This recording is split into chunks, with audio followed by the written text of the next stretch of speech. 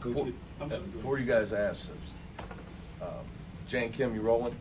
So Jalen Hill has a lower. Jalen Clark has a lower. Jalen Hill, I pray for his family every day. It's because George Hill texts me. George is the best. He's still roots for the Bruins. But anyway, Jaylen Clark has a lower leg injury. That's all I'm authorized to say. He's out this week. He will not travel to Las Vegas. And we will communicate with the NCAA Tournament Selection Committee if they wish us, if they so wish, they contact us as far as his further availability. That's all I can say to you about that. Does that talk about how it will Sure. affect your team? Absolutely. Opportunity, man. Jim, opportunity. Great thing for young kids.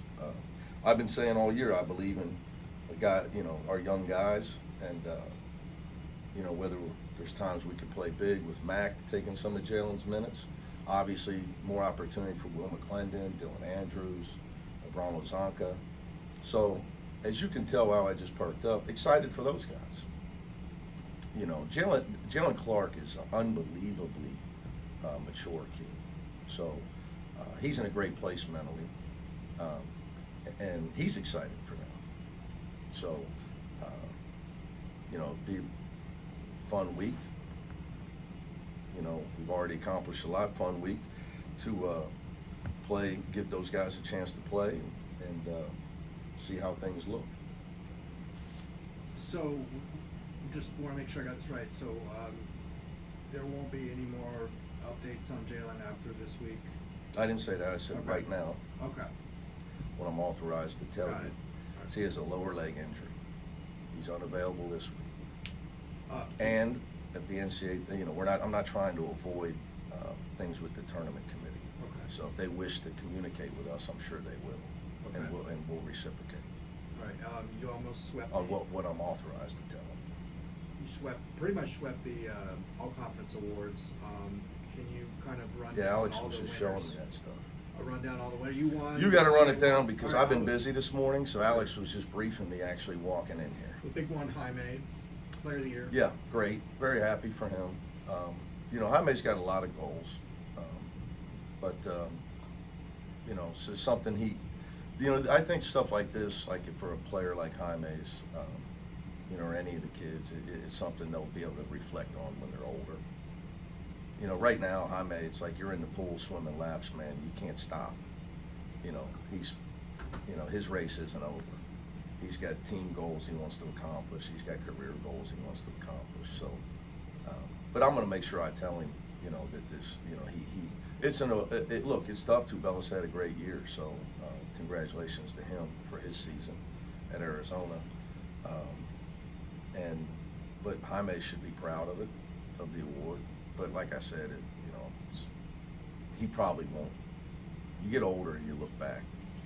He can show his kids, look what I won. Jalen, Defensive Player of the Year. Yeah, I think, very few times. Although I think, did Marcus Smart win it last year? Because all the pros. Usually Defensive Player of the Year always goes to a big guy. So, for a guy like Jaylen Clark, that's got a lot of Marcus Smart in him, it's harder. It's harder because everybody see, if you're the tall shot blocker impacts the game with his size, even if he doesn't block the shot. It's much harder to win that award as a guard. But I'd be shocked if Jaylen Clark didn't win that award unanimously. That's how elite of a defender he is. But the issue, as far as what I saw, was that he didn't make the first team, which doesn't make any sense to me. 10 player first team, you got your best defensive player not on there? Again, that's why you have the pen and the ink. But I don't have a vote. Let it rip. Well, you're not allowed to vote for your own. Okay. Yeah. So you're not allowed to vote for your own players. Okay, right. Or yourself as coach of the year. Coach, go ahead. Oh, you're good, Jim. Okay. Because of where you rank and the injury factor that we just got through talking about, is the anxiety level starting to build and build? No, heck no. It's much harder. The regular season is such a grind. And sure, I always talk about our aspirations, but all you can do is put yourself in position. And the worst thing you can do as a coach is have anxiety, because it's going to filter to your team. You know, it's late in the year. These guys have earned it. We're going to Top Golf tonight to have some fun in Vegas. You know, it's time to let it rip. Time to believe in your team. It's not time to be anxious at all. It's a grind. Long season. You know, college sports have changed so much with the scrutiny on the players. That to me is the worst change in the sport, is the 24/7 news cycle scrutiny on the players. I'm okay with it as a coach because you get paid and you're an adult. You can't, you know, the mental health of players is something that when I was young and started gym, we didn't talk about much. When I was a young assistant, you know, my dad, as you know, was a coach. But it's become much more of a problem, and I think it's because they're being scrutinized, criticized, or put on a pedestal all the time at a very young age. And that is a hard thing. I mean, you played. I mean, you know, that's a hard thing for, you know, young people that are not adults to go through the peaks and valleys of that. You're the greatest. Then you're a freshman, you have a bad game, oh, you're a bust, you're not as good as they said. I mean, imagine being 18 and dealing with that.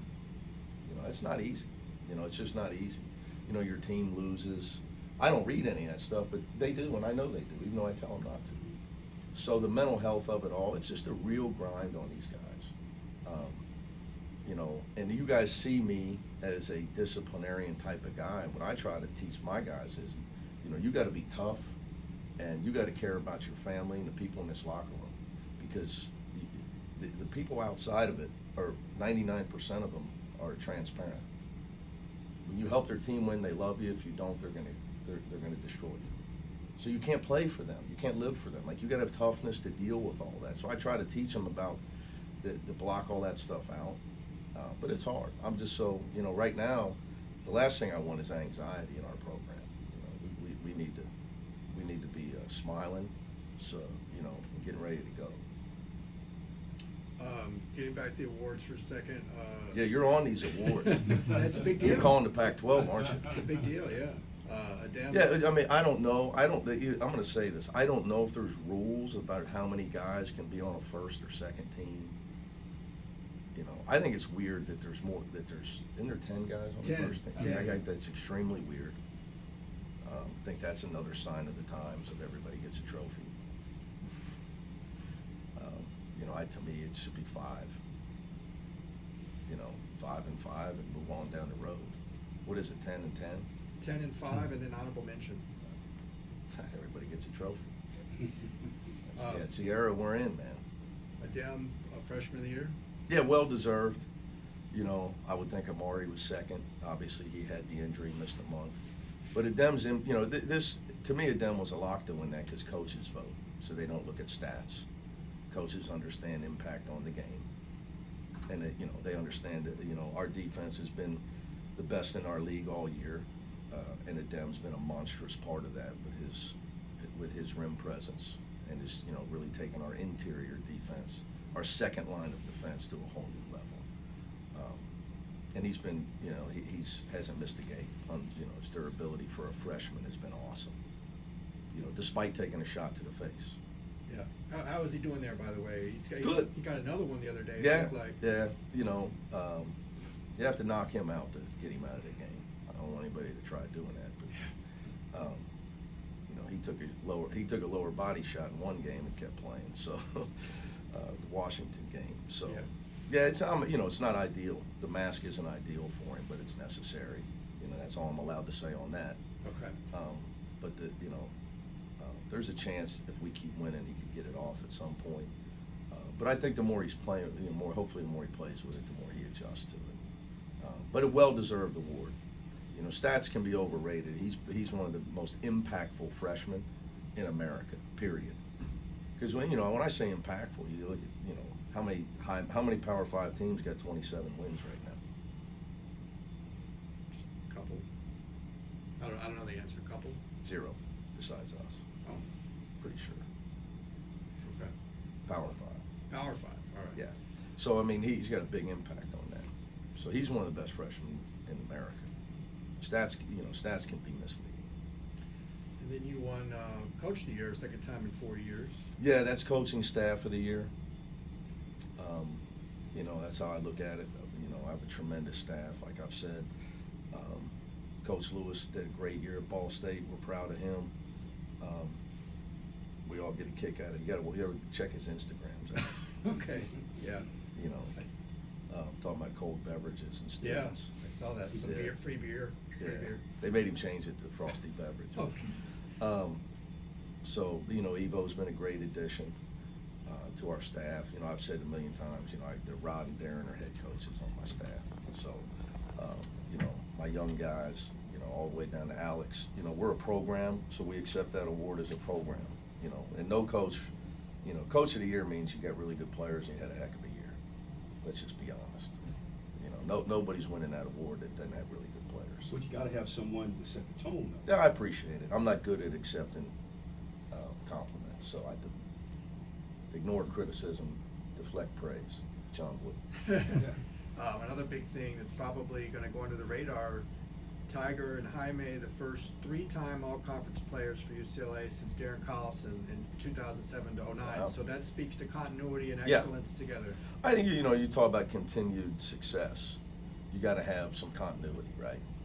Tiger, we haven't talked about it. It's just coaches love Tiger because you got a guy that can make shots, run your team, take care of the ball. And stats can be overrated.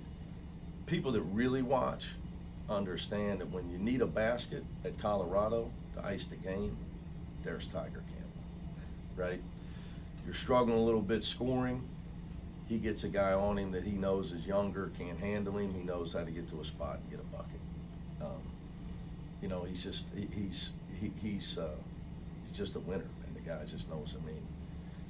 Tiger Campbell has gotten more out of his physical attributes than any player I've ever coached.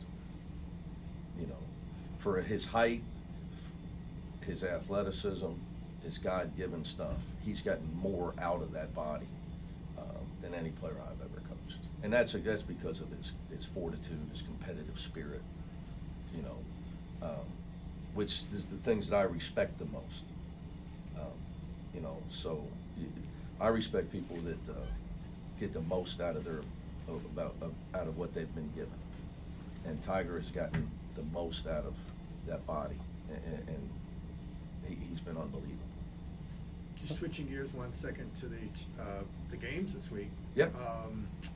I spoke with Joe Lunardi yesterday, and he said that he feels like UCLA needs to win the tournament to keep the one, just given how competitive it is with the other teams like Baylor, Texas, Purdue.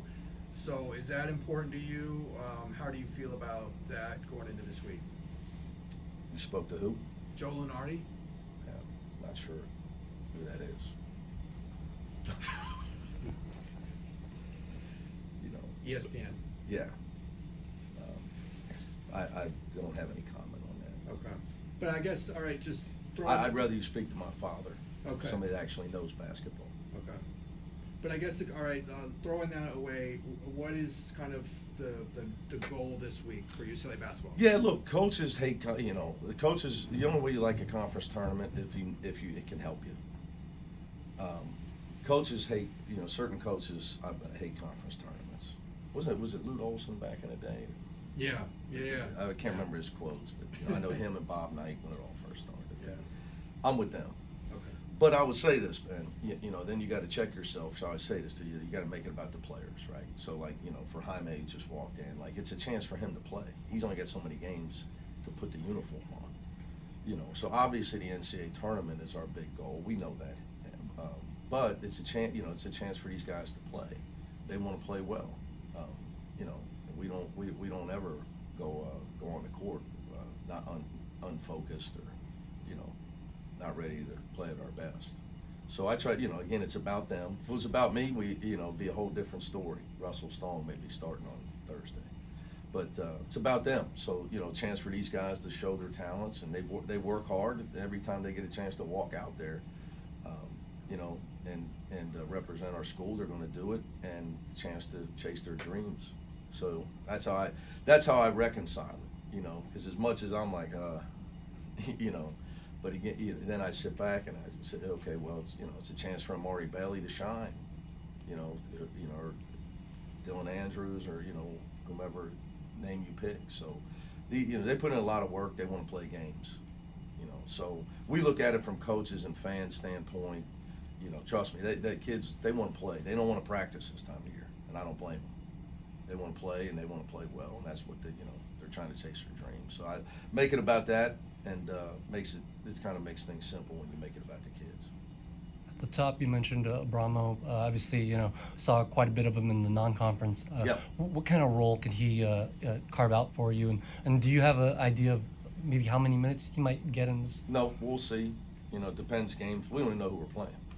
The one thing Abramo has a skill is he rebounds, and that's, you know, Will and Abramo do rebound.